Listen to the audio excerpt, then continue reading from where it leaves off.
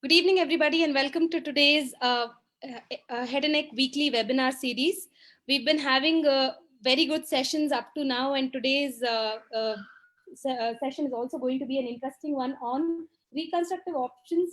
This is going to be something that makes us as head and neck surgeons or resection surgeons understand exactly what the reconstructive surgeon wants when he is, looking at our cases.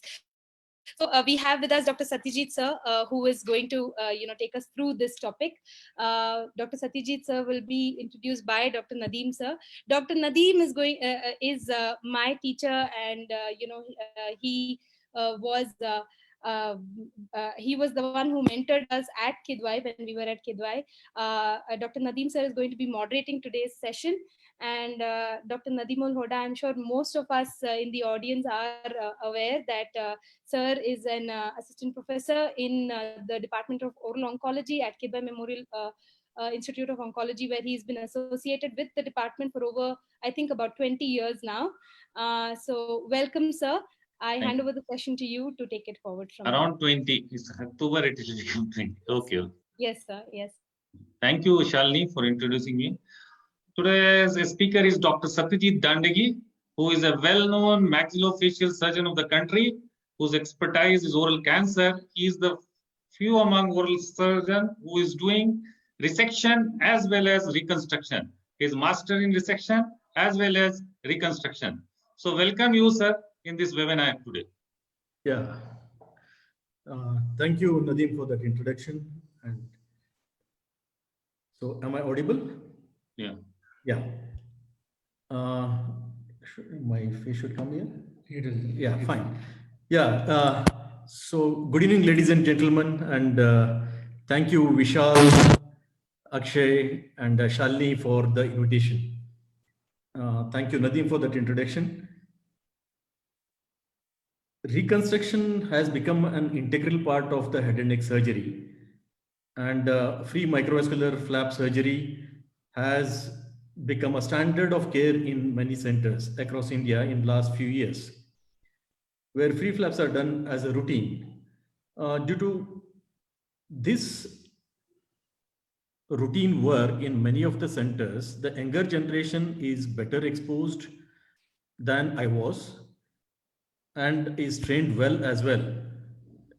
Both this training has been both in the ablative surgery as well as the reconstructive surgeries.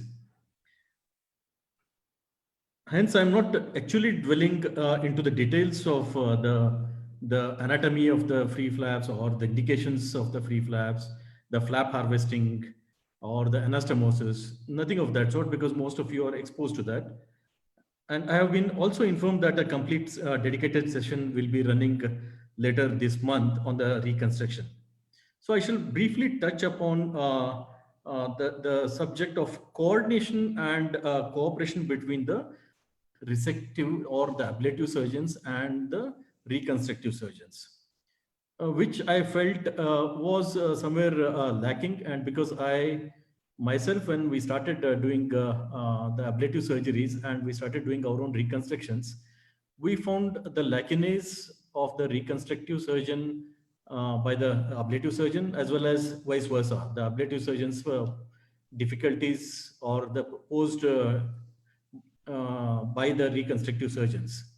Okay. So I'll briefly take you through, and at the end of the session, we'll have some amount of discussions. Yeah, whatever we are discussing about the preservations and other things, it will be without compromising the oncological margins. All the discussions will start there. An overview of this presentation. Now, because there is usually there are two teams most of the times, and sometimes we feel there is a lack of coordination. So what are the expectations of the reconstructive surgeon from an ablative surgeon? What does he expect out of the ablative surgeon in the neck? It's about the preservation of the vessels and inserting the drains and so many things. How can, what is the expectation of reconstructive surgeon from an ablative surgeon when it comes to the primary site preparation. You can, the ablative surgeon with the diligence, if you can preserve some of the tissues which are going to be of great help for the reconstructive surgeon later on, and makes his life little more easier, and the outcomes will be better, and and it will improve the final outcome for the patients as well. So that I'll be discussing into the soft tissue and hard tissue. And once the ablative surgeon completes the job, there will be a defect. So what are the reconstructive surgeon's perspective in that? There are a lot of classifications that are being given into the how do we classify the defect, but as a reconstructive surgeon, how one views the defect, because it depends on so many other factors. What are the aims and objectives of the reconstructive surgeon in or the entire team, in fact? And what factors add to the complexity of these defects while reconstructing, that needs to be taken care. And then to summarize, I'll add how our experience was there with the changing technology, which is equally important. Before and after the 3D printing technology, how have we inculcated the virtual planning and rehabilitation, which is becoming all the more important. So to begin with the first part of it, what are the expectations of the reconstructive surgeon from an ablative surgeon? We'll address the neck first. The ablative surgeon is expected to preserve the vessels, although a lot of them do preserve, but many of them do use the monopolar over the vessels, and it leads to the thermal damage to the vessels, leading to the thrombus formation, and ultimately it may lead to the failure of the flap. So whenever the failures occur, it is not only the responsibility of the reconstructive surgeon, part of the responsibility also has to be accepted by the ablative surgeon. So whenever you are doing the ablative surgeon as a beginner, if you are doing, always try to preserve additional length of the facial vessels, especially for the maxillary defect, because whenever the reconstruction team comes in, tries to reconstruct the maxilla, the vessel will just fall into the neck, or maybe may have a short vessel. So the additional length of those facial vessels or the external jugular vein may be helpful for the reconstructive surgeon to do the anastomosis, and without trying to get the venous graft or to bridge that gap of the defect to join it to the main vessels. So try and preserve the external and the anterior jugular vein whenever possible in most of the cases, because you never know where the vessel will drop and which vessel the diameter will match, and it will be easier sometimes to especially for the large defect crossing the midline. If you are falling short of the vessel pedicle, you can very well anastomose it to the anterior jugular as well. And the other aspect, what I have found is cutting the posterior belly of the digastric after saving the facial vessel, and the vessel drops down, it gives a better visibility and the length for the anastomosis for the reconstructive surgeon, especially so when the mandible is being reconstructed, because if maintaining that will hinder the visibility of the vessel end during the anastomosis. So it is always better to cut the posterior belly of the digastric and drop the vessel for the better visibility. The other aspect I want to highlight is the drain fixation. If you, after the ablative surgery, if you can fix the drain on either side of the IJV, especially the 2 points, so that it post-operatively they don't move and close to the anastomotic site or to the IJV, and so that the negative pressure does not disturb the anastomotic site post-operatively, that will be of great help for the reconstructive surgeon as well. Now, to just to take you through how to preserve, this is how earlier I used to do this, but gradually a lot of people have joined me, and Dr. Chavan, Prithvi, Vishwanath, and so many people. So they all have been of great help, who have, and we always try to preserve the anterior jugular vein as well as the external jugular vein whenever feasible without compromising on the oncological clearance. This is how in one of the cases the anterior jugular vein is being preserved. And if you can see over here, the common facial vein as well as the facial artery has been preserved for its entire length from its origin to the mandibular angle.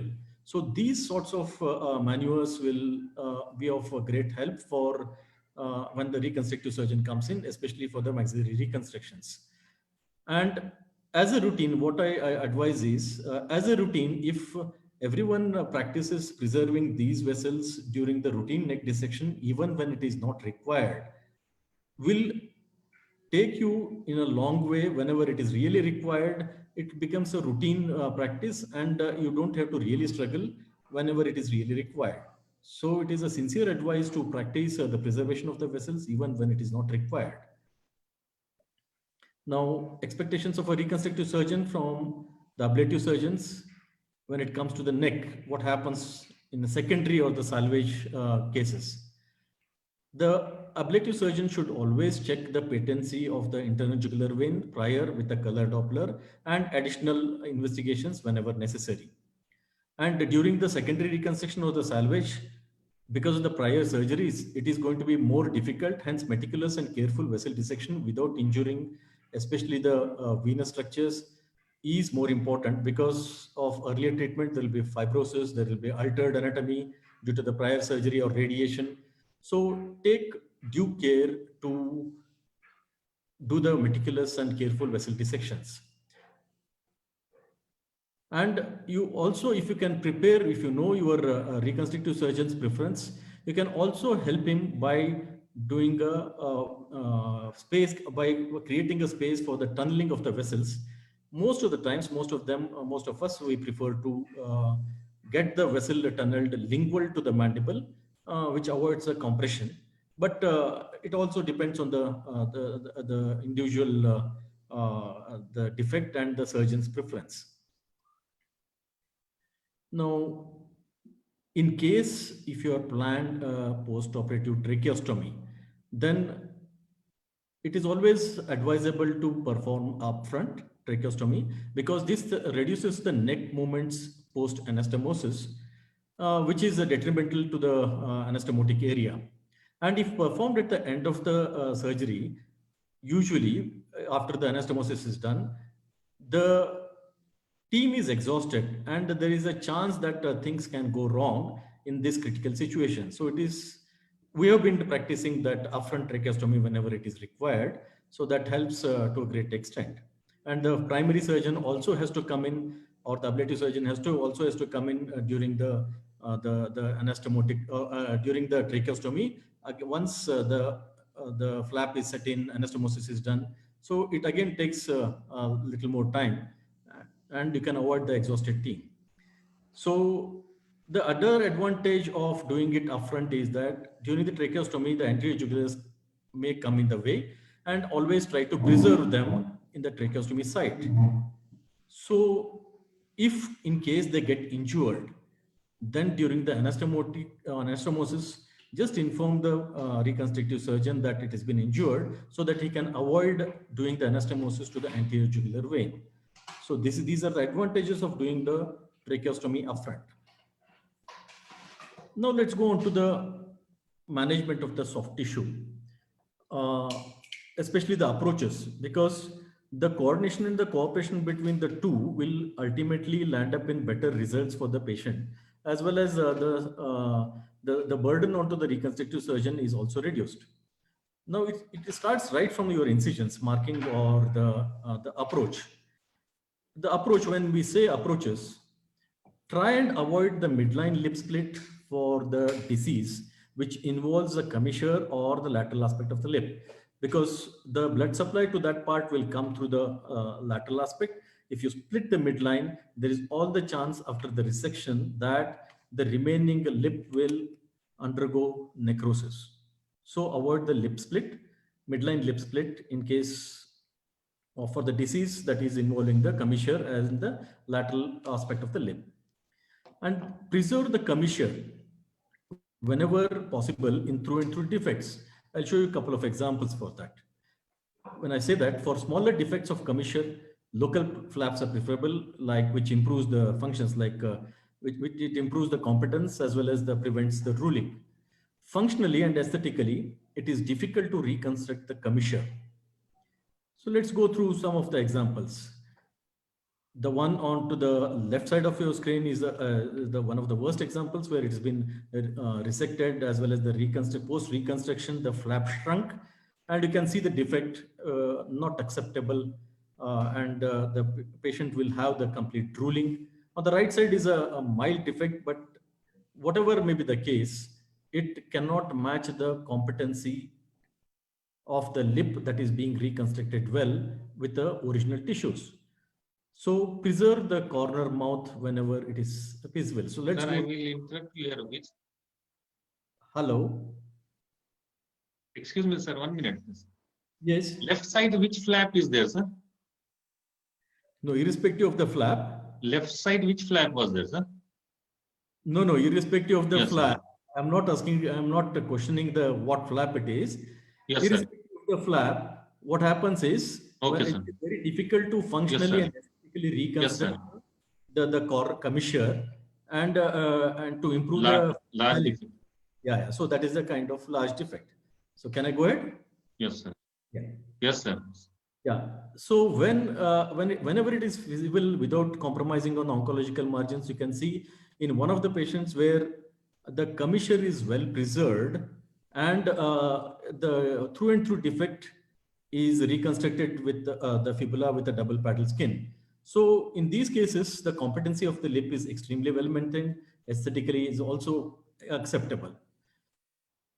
And in this case, where the commissure has to be resected as a part of the margin, although it is not involved, a minimal excision, again without compromising the margins, should be done, and try and preserve the local tissue, that is the upper lip tissue, that is a native tissue, which has got the native muscle, the nerve supplies, the blood supply, and the abai-aslanter flap has been rotated to complete the lip, both upper and lower lip, the complete so through this, the competency of the lip is maintained extremely well. It is still acceptable.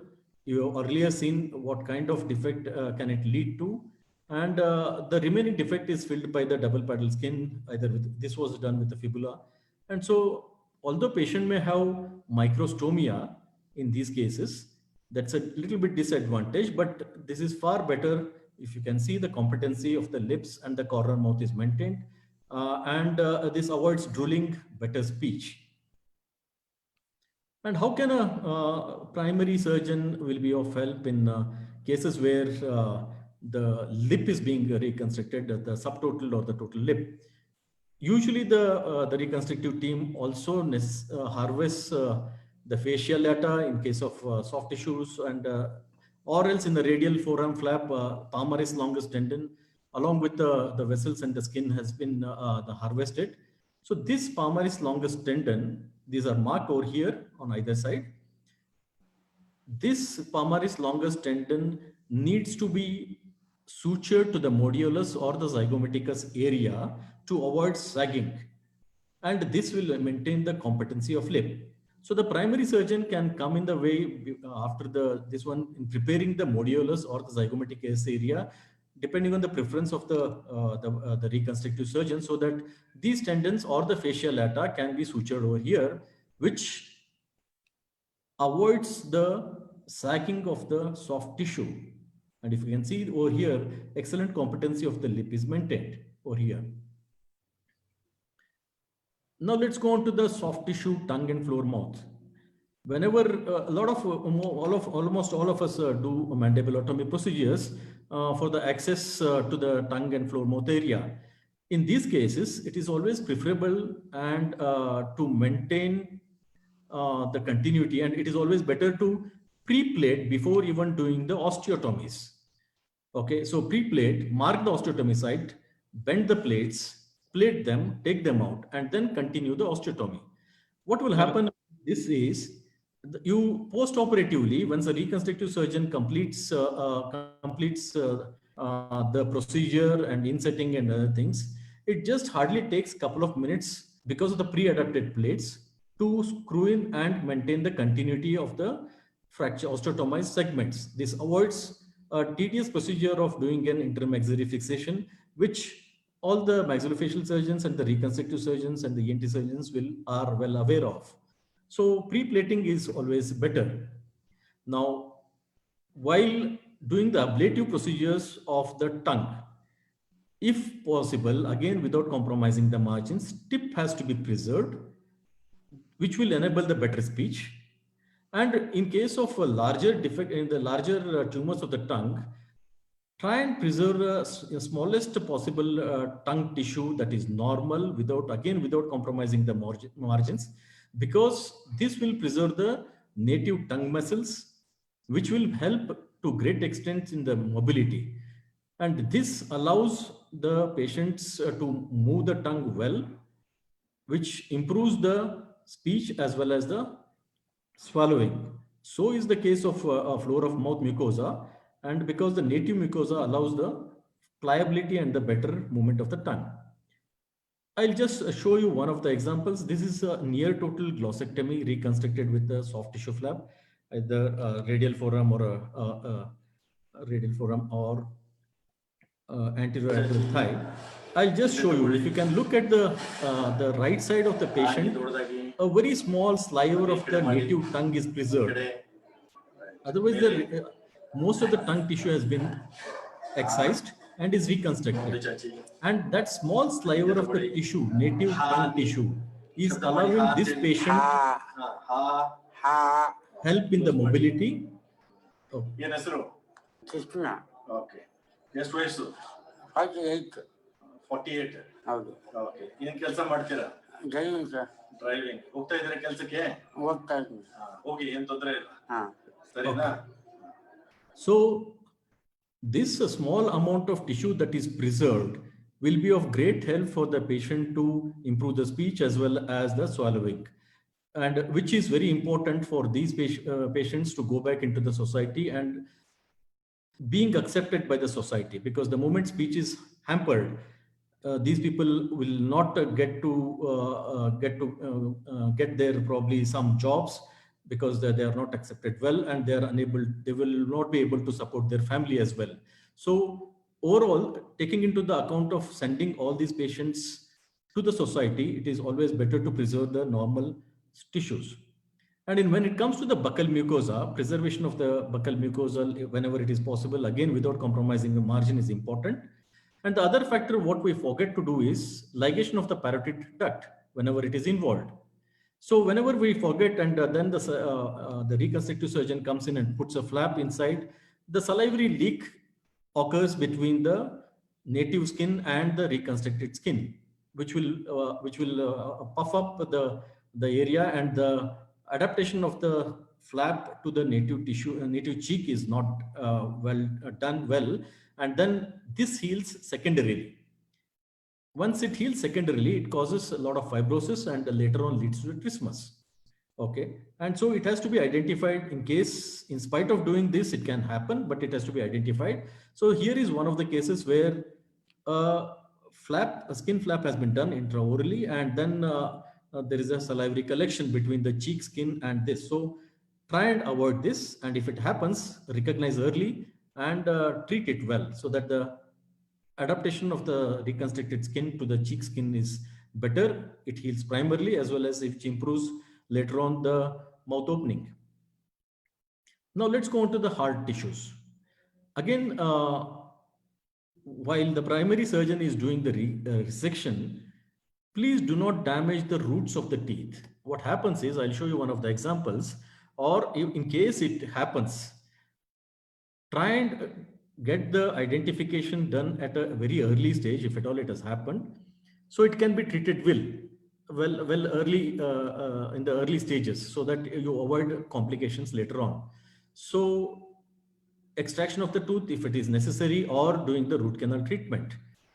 So I'll show you one of the examples in the next slide, where if you are seen, while the ablative surgeon in this case while after cutting, the canine root got exposed completely, and then it got damaged. And this was one of the cases where the implants were also placed primarily. In the follow-up time later on, the patient landed up in showing one of these sinuses draining.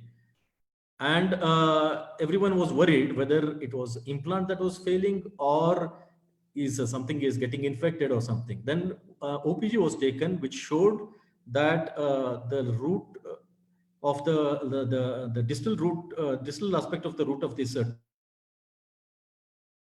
without when doing the primary osteotomy cuts. So it became avascular and hence it was draining. And due care was taken to complete the root canal, and then the sinus vanished. Just imagine if this case continues to drain like that and you're reconstructed, the patient has undergone the post-operative radiation, and then a whole lot of problems starts arising. And the patient can also land up in having osteoid necrosis, and then the resection of the remaining fragments. These have to be avoided. So in spite of trying to avoid this, if at all it happens, try and recognize them early and then manage them early as well to avoid more complications. The other thing what I have noticed is while doing an osteotomy, that there's a vertical subsigmoid osteotomy, the ablative surgeon preserved that vertical ramus well, but in the bargain, a lot of the times what I have seen is the vascularity of that segment is not preserved, especially the medial pterygoid muscle, which has a blood supply, maintains the blood supply for that remaining segment. If at all it is stripped off, what happens is, if you can see in this case, after the reconstructive surgeon immediate post-operatively, it is looking good here. What happens next 2 to 3 months? If you can see, the patient came to us with a draining sinus, and we were worried whether it's a recurrence or something. And then the OPG showed that, can you see the resorption over there in the angle of the mandible, that the remaining ramal segment, the inferior portion, resorbed, and ultimately resulting in the loosening of the screw, and then which over a period of time leads to the discontinuity defect. In case you have to remove the plate because of the infection, the bony continuity is not maintained in these cases and it becomes a discontinuity defect, and it's as good as doing no reconstruction at all. So to avoid these complications during the ablative surgery, take due care to preserve the vascularity of the remaining segment. Now, how an ablative surgeon can also make the reconstructive surgeon's life simple. For example, without again compromising on the margins, if a patient requires a segmental resection, preserve the ramal condylus unit as shown in the last slide by doing a vertical subsigmoid. This helps the reconstructive surgeon with a single strut of bone, which takes the least amount of time, which reduces the overall operative time, because as you know, the multiple osteotomies of any of the bony flaps, including whether it's fibula or the ilium or the scapula, will take a long time, and it increases the plating systems, and the hardware also increases. So to avoid all these things, reduce, if you can do a vertical subsigmoid osteotomy, preserve that, it becomes a single strut, easy. Now, if not possible, then preserve the condyle. I'll show you over the cases. And then it also ensure a strut size is minimal to 2.5 centimeters. That is a minimal fibula to survive has to have a minimum length of 2.5 to 3 centimeters. So this is one of the examples where a vertical subsigmoid osteotomy has been done without compromising on the margins again. So the reconstructive team comes in, puts a single strut bone flap, and this is how it is preserved well over there. And these are the post-operative results. And it also helps to great extent in putting in osseointegrated implants, as you see in these cases. So single strut osteotomy saves a lot of time, a lot of hassles, and the hardware like plates and screws are also to reduced to a great extent. So this is how the patient lands up in having a good occlusion as well. Now, in some cases, it is not feasible to preserve the posterior vertical ramus, condyle ramus unit. In those cases, one has to go and try and preserve the condyle. So the osteotomy will be done at the subcondylar level. Now, a couple of critical points here. So in case, because the condylar unit is mobile and it is difficult to plate it because of its inaccessibility. So advise what we do is always try and mark the osteotomy cut, pre-adapt the plate, and then drill the holes and put screws onto the condylar segment and remove them and complete the osteotomy and resection is done. So this helps to great extent for the reconstructive surgeon who comes in to plate in, because then he doesn't have to struggle in managing the control or controlling the condylar head. So, and it also sits in its normal place without getting displaced. Now, in case it is not possible, so this is how a condyle is preserved, and the reconstructed, it also helps in the better movements of the jaw, as well as this is how it is easier for the reconstructive surgeon to come in and do the plating of the bony flaps. Now, in certain cases, it is not feasible to preserve the condyle as well. So the ablative surgeon has to do the disarticulation of the condyle along with the segment of the mandible. So in these cases, how can a reconstructive surgeon, how can ablative surgeon be of helpful to the reconstructive surgeon?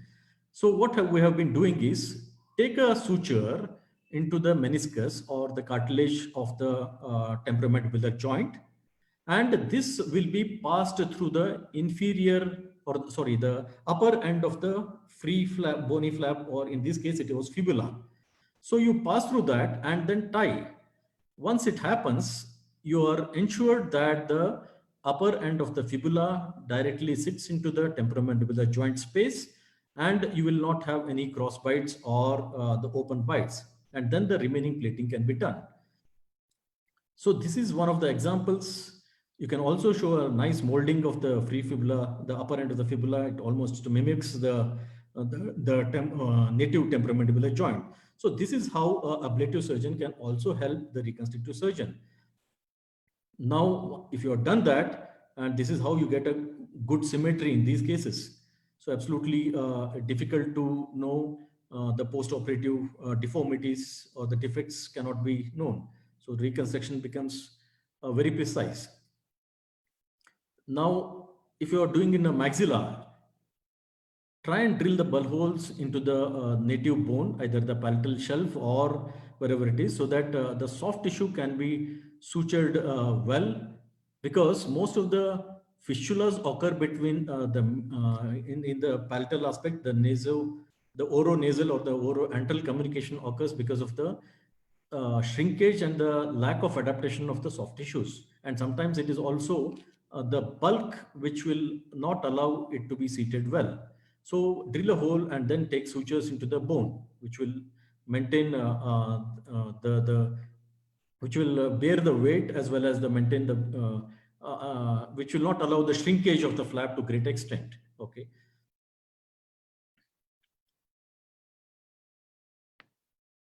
Now, in case of reconstruction of the maxilla or the mandible, the reconstructive surgeon may have the preference. Some of them prefer to use the reconstruction plates, or some of them prefer to use the mini plates. It's an individual choice. Both have got their own advantages and disadvantages, I think, which will be discussed in the reconstructive panel.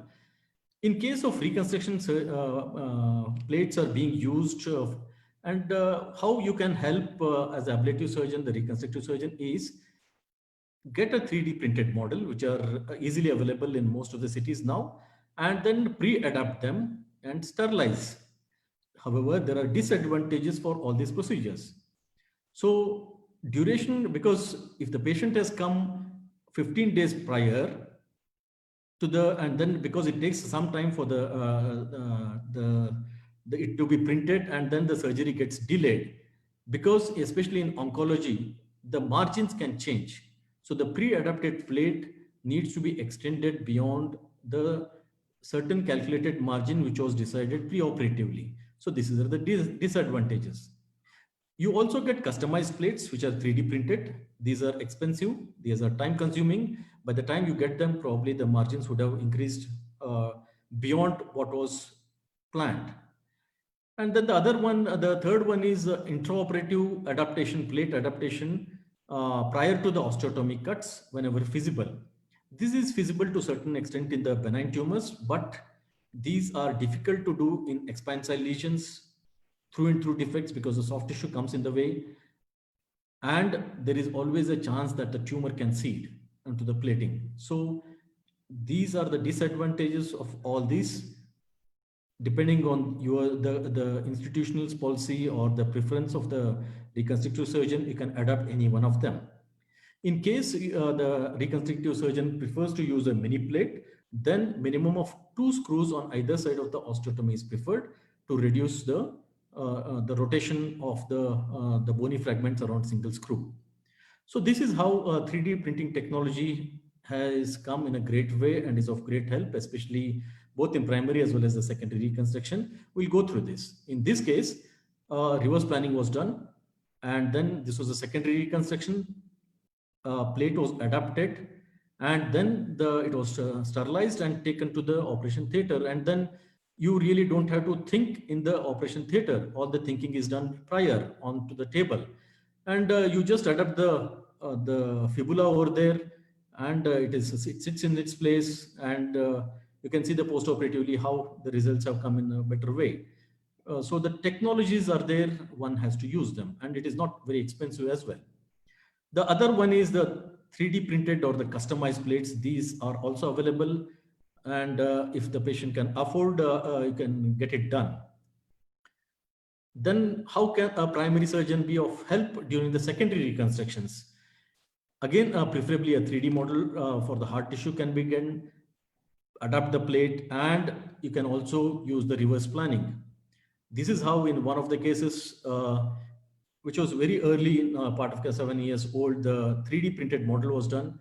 This was, you always know that, that the secondary reconstructions are difficult, especially so in the maxillas. You don't know, because if the 3D printed model is there, you can take it before even the dissecting or the ligating the vessels and start the ischemia time. The 3D printed model can be taken down towards the leg. Osteotomies can be done. Test whether this strut is fitting in the orbital floor well, the second strut is fitting into the alveolar part well, and whether the vessels are also dropping down into the neck for the anastomosis as well. So all this planning can be done with the help of the 3D printing, and then ultimately, once you are satisfied, if it is necessary, do some corrections over there. And once you are satisfied, then you can ligate the vessels of the leg, and then the ischemia time starts. So your job is, the ischemia time is not great. You don't really have to struggle when the vessel is ligated, flap is brought to the primary site, that it is not fitting well, and so many other issues. So all can be done here well. So this is how post-operatively the patient looks. Secondary reconstruction, post-ablative maxillary defect. The orbital support is given, the alveolar support, and then the skin has covered the oronasal or oroenteral communication. Now, there are a lot of things about small things, but make important. This is all about the ablative surgeries, how they can help the reconstructive surgeon. Now, once the reconstruction team comes in, how will they view the defect? So I have divided into the anatomical perspective as well as the reconstruction perspective. It can be a native mandible, maxilla, and so many other sub-sites that are involved and that you have excised. But probably as a reconstructive surgeon, what I look into is whether they are surface defects. For example, it is only the skin, or is it only the mucosa, or is it going to be the through and through defects like the full thickness?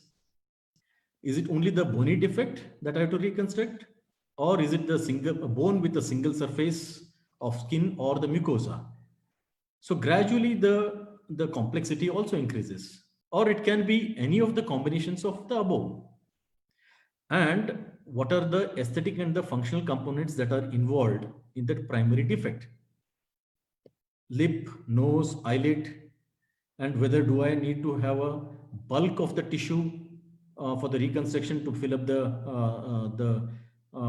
the dead space, or so all these things probably a reconstructive surgeon I'll have to look into. Now, when you come as a reconstructive surgeon, you cannot get stuck here. So you should know, you should have a very clear thought process about what are you going to perform or what is the expectation.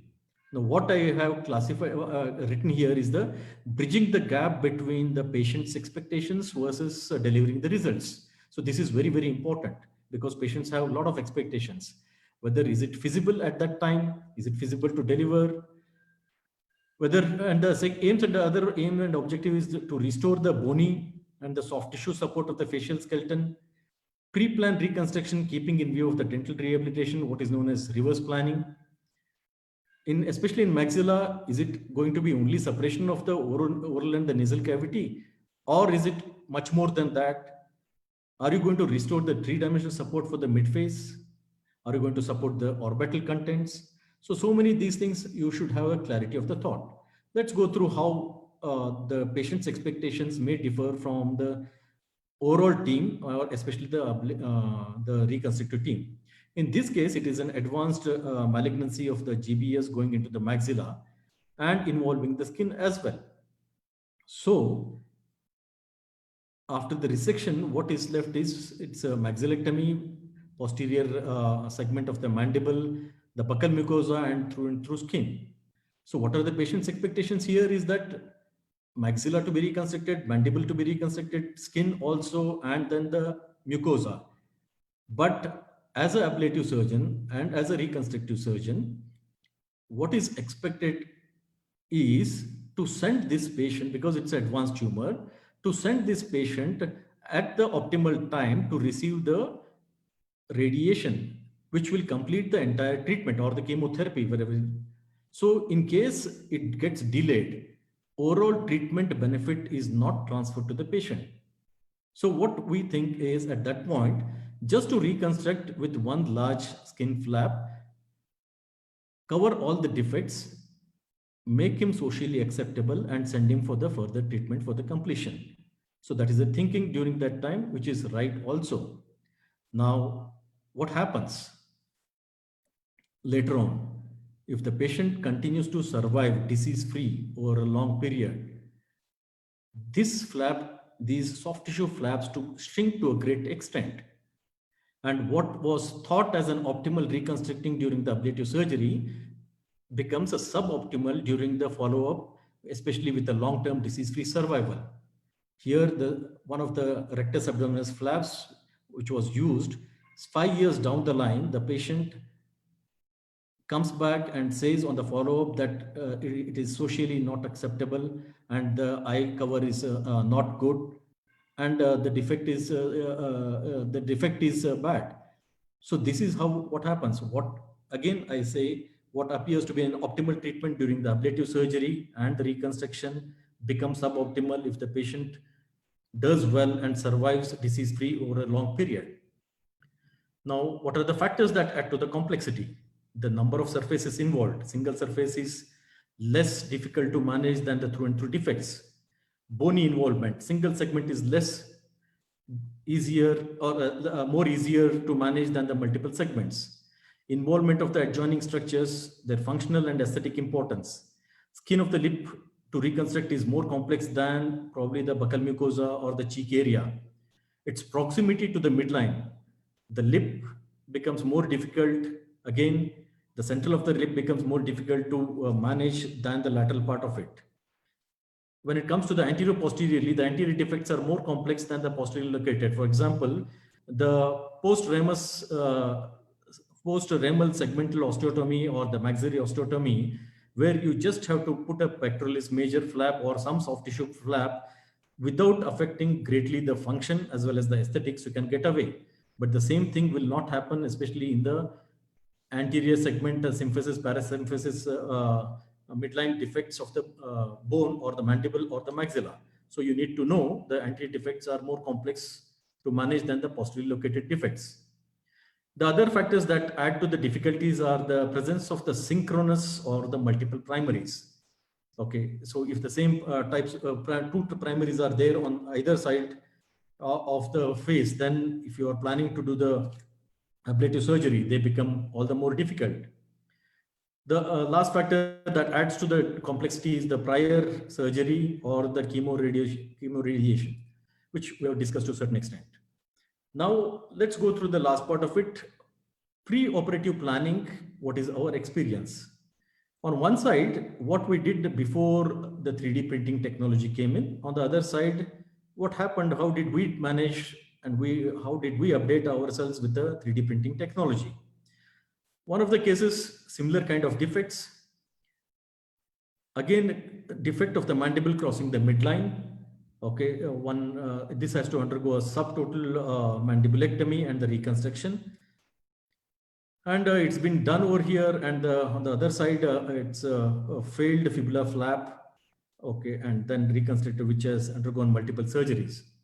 Now, this is how on one side, before the 3D printing technology came in, we used the malleable aluminum template to get the exact size and the shape of the mandible or the maxilla or the hard tissue. So this is how we managed and then did the osteotomies.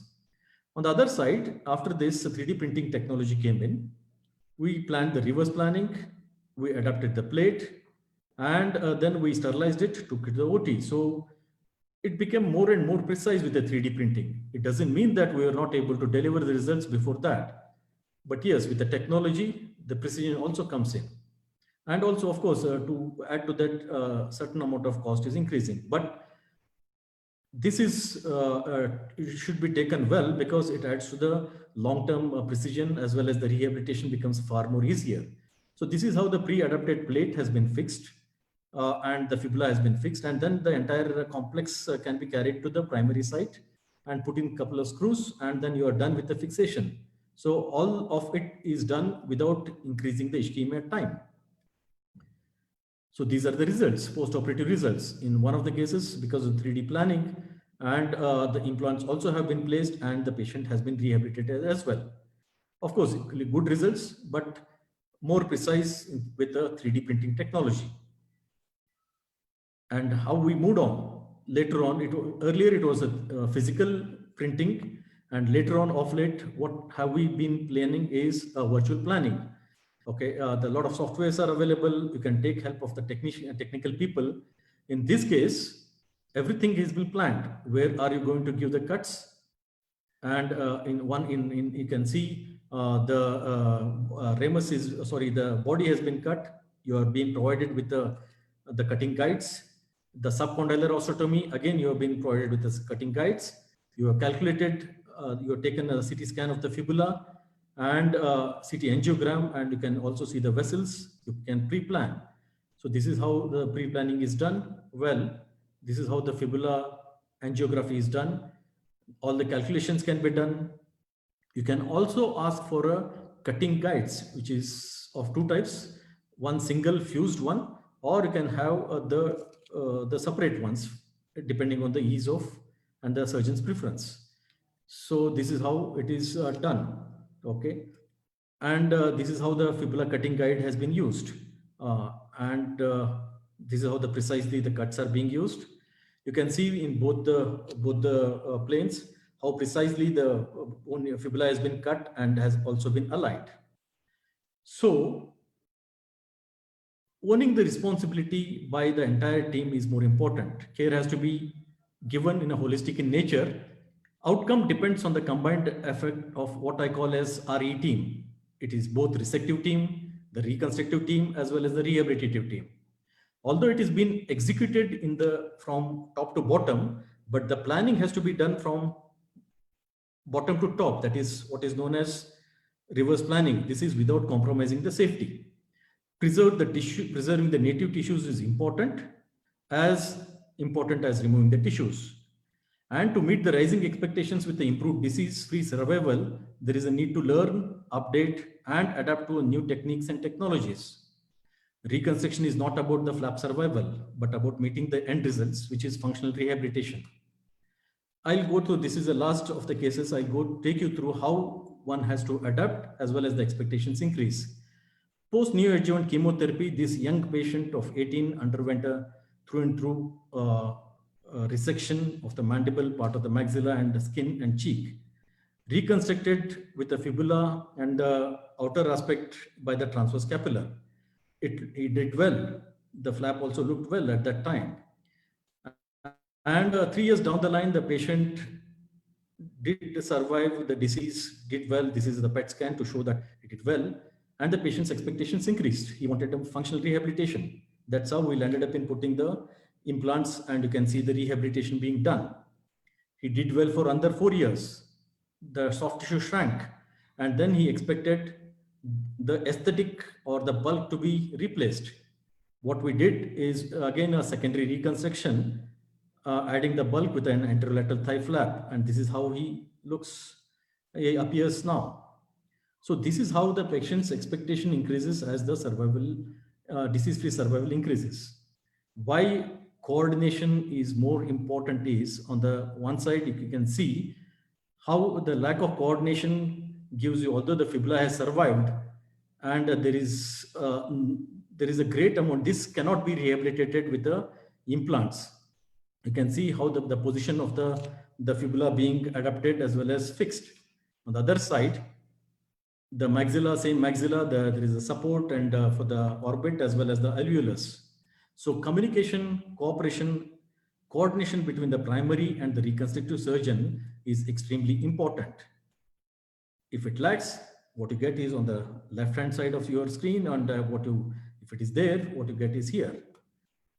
And thank you. So the team works. These are my team members: Chavan, Ramesh, Vishal, and maxillofacial surgeons Neil from Hubli, Sachin, Prithvi, Vishwanath, Ashutosh, and Nisha from Bangalore, and so many other people. So it is not a one man's job. It is an entire team that works, and that's how you are able to produce good results. And thank you for that patient listening. And I'll be taking questions.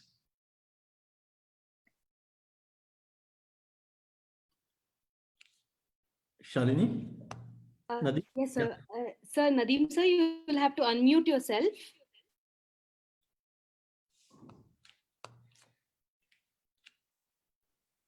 Thank you, sir, for a wonderful presentation.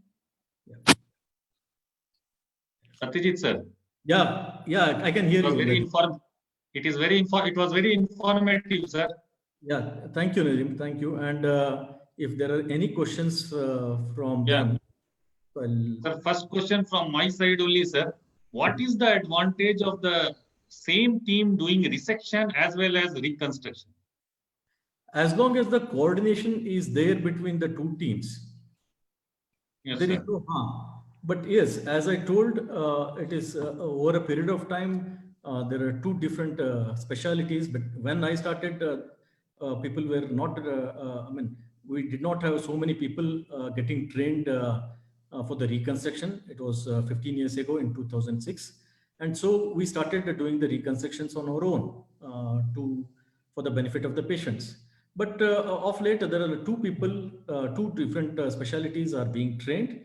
And as long as the coordination is there, there is no harm in, you will be able to produce the same results. There are a lot of centers there are two different teams are working. Again, there will be quite a few centers where the same team, I don't say they know each other well, that's all.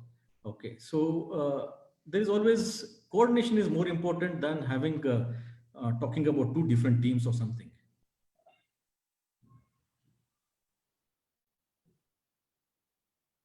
Hello. Right, so there are a lot of questions from the audience as well. I think Nadeem sir is just accessing those questions now to ask them. Yeah. Sir, when we do R&D, sir. Hello. Yes. That in that time that IJV, see, in R&D preserving of the vessel. Hello, sir. Yeah, I can hear you, Nadeem. Sir, when we do R&D, sir, that time how will you do anastomosis? Yeah, so if you're done a classical R&D where you land up in ligating the IJV, what in couple of cases, what we have doing is, most of the times in our head and neck cases, the nodes which are stuck to the IJV are at the upper end. Yes, sir. And in those cases, if your primary surgeon can ligate only the upper end of the IJV, preserving the collateral circulation for the lower end, and you can still continue to do the anastomosis for the ipsilateral IJV. That is one. If not, if it is not feasible to preserve any of these, then if the external jugular vein is present or the anterior jugular vein is present, you can do the anastomosis to any one of these if they are available. The third one is you can also go to the contralateral side, and if you fall short of the vessel, you can always harvest a vein graft to bridge that gap. In case that is also not feasible, and this is feasible in only probably very few number of cases or short number of cases, what we have done is, especially this is possible with the radial forearm, harvest the entire radial forearm, ligate only the artery there, and trace the entire saphenous, the cephalic vein to the junction of the neck and the chest area, where in the deltopectoral area, so that entire vein can be swung. So you don't need to do the venous anastomosis anyway, because the artery, that is the carotid artery, is there. You can and if one of the branches of the external jugulars are available, you can do the anastomosis to the end to end of any of them, or you always have an external jugular. In very rare conditions, which is not usual in present scenario, you can also do an end to side for the common carotid vessel. Sir, what is better, macrostomia or microstomia in terms of reconstruction? Within limitations, microstomia is better than having a macrostomia, because macrostomia always allows the drooling of the saliva, the speech is not better, the competency of lip is not maintained. But having said that, too small a mouth is also difficult, but within limitations, microstomia is better, for which I have already shown you the example. How does we reconstruct, sir, the defect of the skin or ala of the nose? Yes, that's a very good question. I deleted that slide.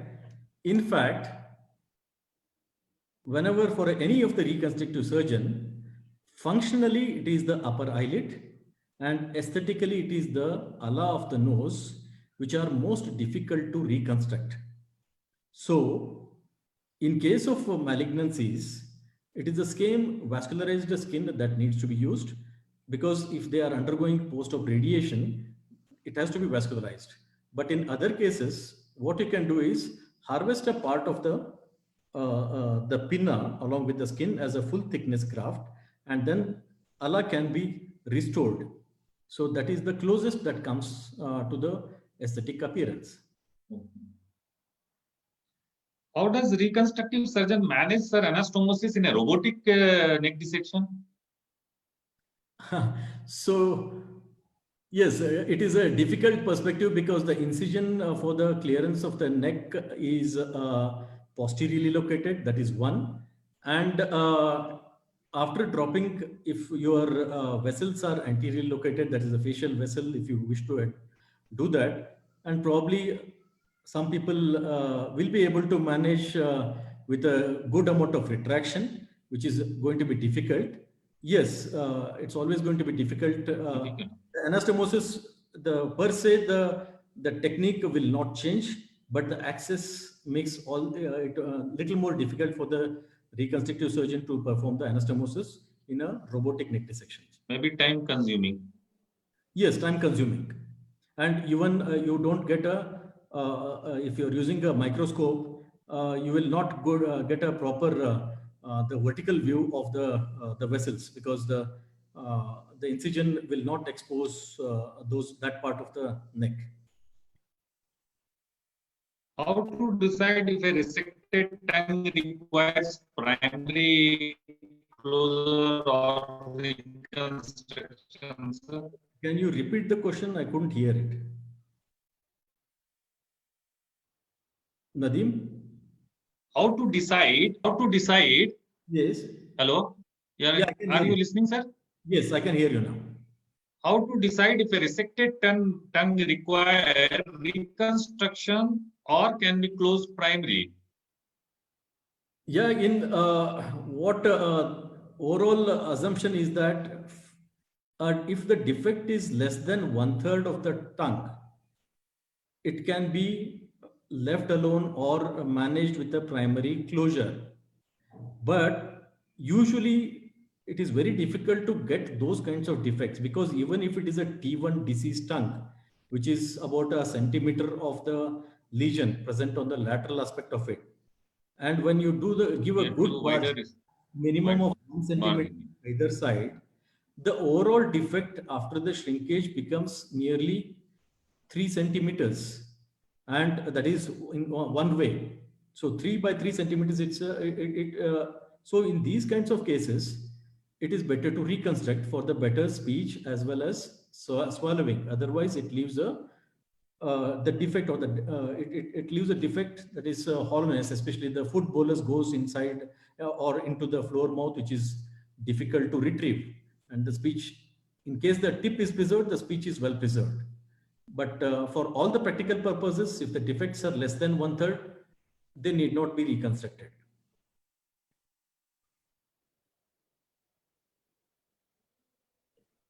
Sir, what are the reconstruction options for tongue? It depends on the kind of defect that you are getting and what are the expectations out of the patient as well as the surgeon's, to a certain extent, the surgeon's preference. Because you need a pliability, the various options available are the radial forearm flap, the lateral arm flap, as well as the anterolateral thigh flap. It also depends on the volume of the defect, what you're expecting. And in some cases, what I've learned is that to preserve to reconstruct the tongue, the gracilis muscle is used along with the nerve for the motor component of it. And just to avoid the shrinkage or the fibrosis of that muscle, stomach mucosa has been covered over that. Couple of cases have been reported in some of the institutions, which will also produce some sort of secretions, which will maintain the functionality with the muscle, as well as the mucosal surface is maintained with the stomach, the mucosa. Sir, do per oral resection pose a challenge to onset of free flaps? As long as you get a clear margin without compromising on the margin, if you are able to resect per orally, lip split, mandibulotomy, or a pull through, the primary aim is to get a clear margin. That is one. For a reconstructive surgeon, yes, it can become difficult, especially with the pull through, or if you are able to resect per orally, the reconstructive surgeon will be able to place sutures per orally. So, and the vessel will drop down anyway in the neck. So it is not, the pull-throughs make little difficult for the reconstructive surgeon to suture. Otherwise, most of the other problems, if you are able to resect well, he will be able to secure the flap well in the same, with the same approach. We have lots of questions, sir. We have very interactive session. So, I don't know about the timing. Please ask the host, Dr. Shalini. Shalini? We have absolutely no problem, sir. Please go. How do we manage bilateral buccal mucosa defect created by release of trismus surgery, sir? Like well, OSMF, I think. In OSMF, they want to ask. All right. See, after the release of the buccal mucosa, I'm not going into the details of it. The classical, the various flaps that can be used are, again, it depends on the expectation of the patient as well as the surgeon's preference. Right from the nasolabial, which leaves a scar onto the face or here, and widening of the corner mouth, something like macrostomia, the nasolabials can be put inside. The temporoparietal fascia flap can be put inside along with the skin grafting. And if there are minor defects, a lot of people we also use for a smaller defects the buccal pad fat, but sometimes it is not adequate. And the first earliest reported was the greater pelton base flap by Dr. Khanna and Andrade. So again, there is a limitation on the amount of or the length and the breadth of the flaps being used. What all of late, what we have been using is yes, a free flap, a same radial forearm flap, or two of them, or two lateral arm flaps can be used on either side. Or if you are able to get two different skin pedals of the same radial artery, which can be transferred, the same that can be anastomosed to the neck. So that can also be done. And what of late we have been using is the platysma musculocutaneous flap based on the facial artery.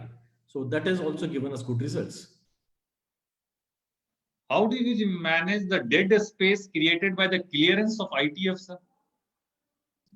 Yes, I told. That's how in one of the complexities or the difficulties that I explained, that the posterior defects are easier to manage because that's where you need a lot of bulk than the anterior ones. So you also need to calculate how much amount of soft tissue bulk a flap needs to cover these. In these cases, if it is an anterolateral thigh or a rectus abdominis, which gives you a lot of soft tissue bulk, can be used to cover the ITF and the posterior maxillary or the posterior ramal mandibular defects. These are the preferred flaps because they have good bulk of the soft tissue. Sir, how to prevent loss and discoloration of skin on the chin due to flap raising? That is more to do with your incision. Yeah. You have to stay in the subplatysmal plane. And the third one, avoid use of heavy monopolar cauteries in some critical areas. So these are the three aspects where if you take care, the chances of necrosis will be reduced. It's very important for, especially for youngsters, sir, I can add in it. This one, because where to use the cautery and where to use the monopolar, they should be very cautious about it. True, very true. Sir, how much of the condylar segment has to be preserved in order to allow reconstruction using fibula, sir? Yeah, I told you in your talk you mentioned. Yeah, I told it has to accommodate minimum of 2 screws of the plates, to accommodate 2 screws of the plates. Okay, in one of the cases what I have shown, if you are using a mini plate, I use that mini plate horizontally so that the reverse L shape or something of that sort, they have been placed parallel to the osteotomy cuts. But if you are using a reconstruction plate, they will be placed vertically. Minimum of 2 screws have to be accommodated. That is the height that has to be preserved in the condylar segment for the reconstruction of the fibula. Sir, what is the best way to manage a salivary leak? One, prevent it. Okay, see, I told you one is especially if you are resecting the buccal mucosa and the salivary, the parotid duct comes in the way, it is always better to ligate that. And the second, once you are ligated and during the neck dissection, if you're injured or if you excise the tail of the parotid, it is always better to close that with a the absorbable suture or Vicryl or catgut for some time. Catgut is no more being used, but Vicryl, it can be used to close those areas. In case it happens, in spite of all this, which occasionally does occur, identify this at an early stage. And if you have put already a flap, try and open a couple of sutures between the native skin, cheek, and this flap, which allows the seepage or the or the drainage of that saliva. Sometimes if it occurs after the wound has healed well, you can always aspirate, put the patient for some time on the anti-sialogogues like the glycopyrrolate, and be very careful before applying the pressure, because if you are applying the pressure before, if you over a vessel and with a free flap, you can damage the blood flow to the vessel, which will ultimately result in the flap failure if it is before. Yeah. I think this is very, sometimes it happens very. Have you seen in your practice this thing happening? Oh yes, occasionally we do come across, and most of us, most of us do come across these complications, and I don't think so there is any surgeon or any, most can say most not common have. complication. Yes, it does have. Maybe these are the most commonest complications, sir. True, and these are to a certain extent preventable as well. But because of this, I think it's the post-op RT get delayed, and as you told in your talk also, the outcome result, it affects the outcome also. Very correct. So if you can prevent these, the salivary fistulas, and ultimately, if the wounds don't heal well, the radiation people will not start the radiation. So ideally, the patient should start with the post-operative radiation at the end of earliest is 3 weeks, and 3 weeks to 1 month. So the more the radiation gets delayed, the benefit of the radiation is not given to the patient. The chances of recurrences and ultimately the disease free survival, all these things get affected.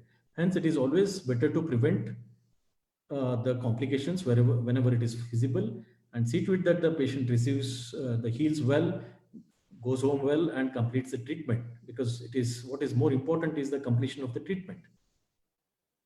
In case of damage to facial vessels, sir, which vessel can we use? Yes, there are the other option that is usually used is the superior thyroid, which is easily accessible over there, and which is also of equal caliber. Or occasionally, if they are not available, the lingual also can be used, but that needs to be traced well. And if all of them have been ligated, the external jugular also can be used directly. How do you use 3D templates for resection and reconstruction, sir? I showed you in one of the one of the slides. If you have planned well, and I would like to mention that most of the times there is a duration of the time that is between the printing of these printers and the execution of the surgery. In malignancies, if the duration increases, whatever the template that has been given to you may not sit well and can compromise on the margins. So if the duration is less, then only these 3D printing cutting guides will be of help. These are definitely be helpful in benign cases, but malignant cases, you have to be careful. How to maintain latency of the nasal aperture when the medial wall of the maxilla is removed and reconstructed using a soft tissue flap? All right. What we have been doing is once you put that soft tissue and secure it well, and we always use a nasal airway, the soft nasal airway, keep it and secure it to the septum, and leave it alone at least a minimum of 3 weeks, so that the patency is maintained. And once it heals, especially if you used a soft tissue flap with the skin over there, which will not cause any amount of fibrosis or which will not heal secondarily, this nasal airway patents will maintain the patency in the long run.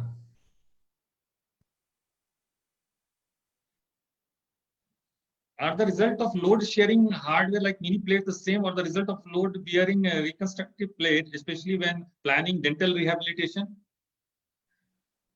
No, it is a surgeon's preference, one, because at the end of 3 weeks to a month, or maximum at the end of 3 months, At the end of 3 weeks to 1 month, most of the bone would have healed. There would have been a good callus. So the job of these plates is till only the end of 3 weeks. Or beyond that, to gain strength, it may take up to 2 to 3 months. Beyond that, whether you use a reconstructive plate or a mini plate will not have any difference in the final outcome of the dental rehabilitation. Having said that, the reconstruction plates can get exposed, or even the mini plates can get exposed post radiation. And in those cases, it is easier to remove the mini plates rather than the reconstruction plates. Because in case it is a reconstruction plate, something gets one of the screw becomes loose and the plate gets exposed. You need to remove the entire reconstruction plate, which will necessitate exposure of the entire plate, compromising the vascularity of the reconstructed part, as well as the post-radiation healing will be delayed. But over a period of time, in the good hands and with the good material, may not have made much difference. It's a surgeon's preference. What diameter and length of screws do you prefer while plating a vascularized free fibula graft to the native bone? Yeah, it depends on the thickness of the girth or the width of the fibula. It all depends because it varies from patient to patient. Normally, 8 millimeter to 10 or 8 millimeter screw should hold well for most of the patients. Can we place implant and preform dental prosthesis in the fibula graft before placement of graft for maxillary defect for immediate aesthetics? Oh yes, of late, a lot of these things are being done. Even yes, on a personal note, if the reconstructive surgeon is confident about not the flap not failing, that is one. If the patient can afford the cost of the implants during the primary surgery itself, and is also ready to lose if the flap fails, along with that the implants also fail. So these are the disadvantages. And the third one is this requires an accurate planning, because once you have placed fibula and along with the primary implant, and if your planning is not proper, the fixation is not proper, and even if it wavers by a couple of millimeters, rehabilitation becomes very, very difficult. And then all of these things can go waste. So if you are planning well, if you are able to execute it well, why not? You can very well do it. Sir, when do you prefer local flap over free flaps? Yeah, there are again a couple of things. One is patient factor, whether the patient is physically fit to undergo a long procedure, whether the patient prefers to undergo a free flap surgery if it is required, that is a preference. Finances, I should not mention, but it is always an integral part of any of the surgical procedures. Finances also play an important role. And so these are, every institution has got its own limitations. Every surgeon has got his own limitation. So availability of the reconstructive team or the surgeon competency of the reconstruction from the primary aspect of it, the institution's facility and the patient's willingness, these are the other factors to be taken into account. And local free flap is always preferable whenever it is feasible. But having said that, you have to consider the other factors what I have mentioned earlier. Do you prefer free flap in case post-CTRT case, sir? If it requires a free flap, yes, and if the vessels are available, and if the patient is ready to undergo the procedures, and if he is fit enough, yes, a free flap is always a choice because it brings in a lot of good vascularity, and if it heals extremely well. What are the challenges? Here I will add one more question, sir. Yeah. What are the challenges you face in the post-CTRT cases doing free flap? Yes, it is not only the post-CTRT, the prior surgery. Yeah. Also, or any kind of treatment in the previous treatment will affect the local tissue. Yes. One, your flap may sit well. Sorry, I won't be able to show the cases because they are there in other presentation. Your flap can sit well with well-maintained vascularity, but if the native tissue, that is if it is because of the previous irradiation or chemotherapy and irradiation, or because of the previous surgery, if the vascularity is compromised and if that doesn't heal well, ultimately leads to a fistula. So your flap, whether it's a free flap or if it is a pedicle flap, may sit well, but the surrounding tissues, the native tissue, if it doesn't heal well, then you are at loss again.